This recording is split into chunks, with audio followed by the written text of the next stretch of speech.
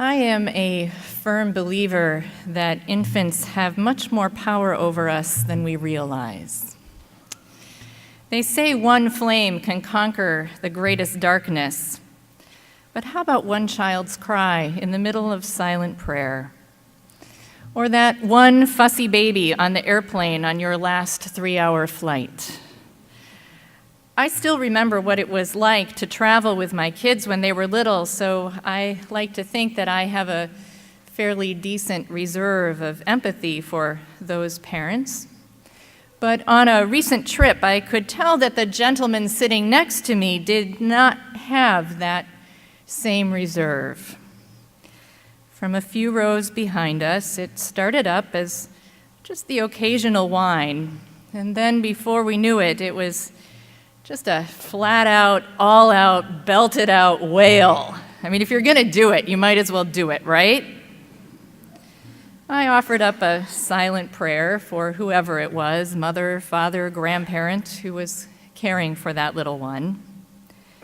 While next to me, I watched the progression from the tapping of fingers on the tray table in front of him, the heaving sigh, and finally the full body turn, leaning into the aisle, casting a glance so laser-focused and mean-spirited it would have withered a lesser mortal.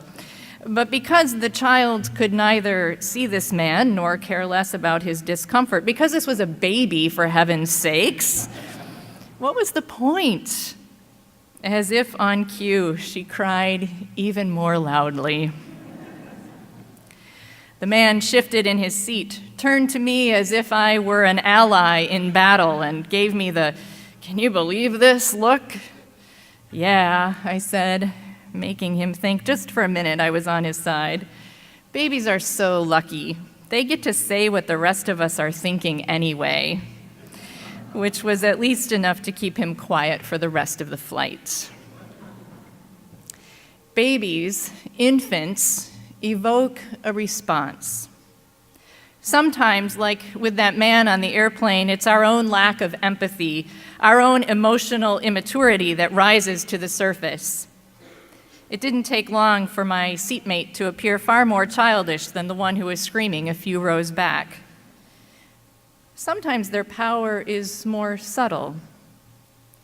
Have you ever noticed how quickly the presence of an infant can wreak havoc on the way we speak? Linguists actually think there may be something to the nearly automatic shift that takes place in our adult brains when we're talking to an infant.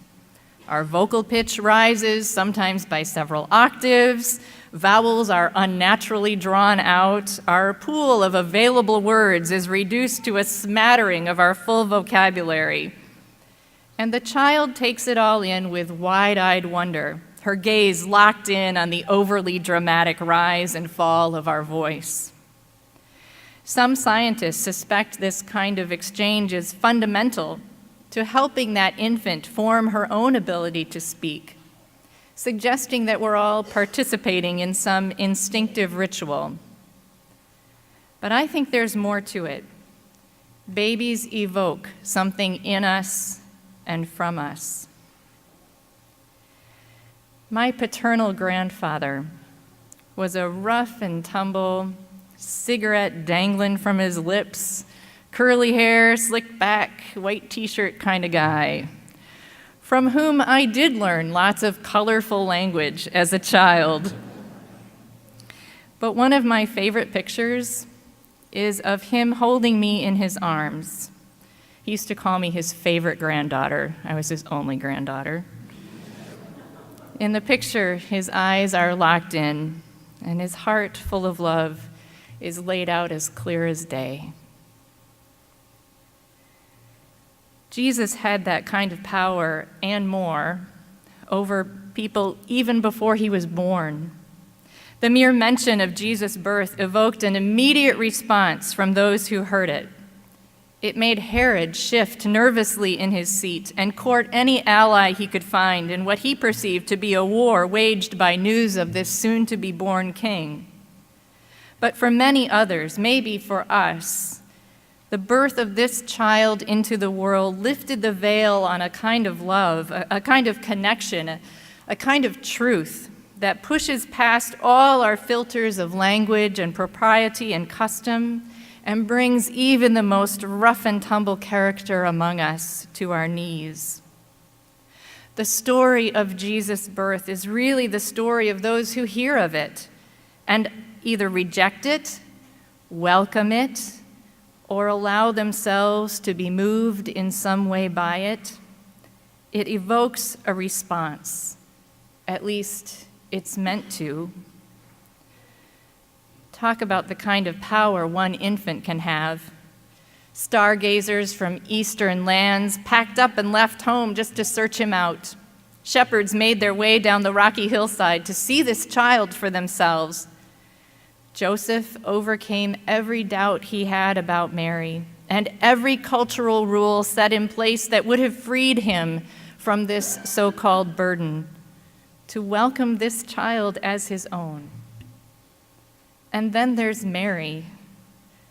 She is no one in particular, and at the same time, every young woman who has ever found herself in a difficult situation. It's Mary's instinct toward love that inspires us. Let it be with me according to your word, she says, and in that moment we understand she's tougher than we realize. And the news that she will bear God's Son unleashes a vocabulary we don't quite expect from her. Instead of a lullaby, Mary sings a song about the kind of justice God will work through this child, the kind of justice that brings the powerful down from their thrones, the kind of justice that lifts up the lowly, that fills the hungry with good things and sends the rich away with nothing. Mary's song lets us know this is no ordinary child. This one means for the world to be turned upside down. All that even before baby Jesus draws his first breath. All that from this young woman from a small town in the middle of nowhere. All that while Herod frets and whines and plots behind closed doors in his seat of so-called power. All that. And it makes you wonder, doesn't it? Just what God is up to sending God's Son into the world this way. Tonight we rejoice over the best news of all. Jesus is born. He's just a baby, but just look at the power he wields, drawing all of us here closer together tonight. Do you see how quick he is to uncover who we really are? Who else, with just a single cry, could evoke such irritation and annoyance from those who would seek to quiet him down? While those who know all too well what it is to be hungry, tired, and alone lock eyes with him and find their voice. Who else could see through our facades of what's proper, what's valuable, what's appropriate, to reveal a God whose love for us is a completely unearned gift meant for us and for all? Finally, someone who says what so many have been thinking all along, that it matters how we treat each other. It matters how we hold each other. It matters how we listen for each other. It matters how we care for each other. We may think we've got a lot to teach this child, but really, it's the other way around, isn't it? The story of Jesus' birth is the story of those who allow themselves to be moved by it, changed and challenged by it. So-called wise men take a different route home. Shepherds make a decision to go out and tell others what they've seen and heard. May the stories we tell through the living of our lives reveal our hearts full of love and our songs filled with good news for all. Amen.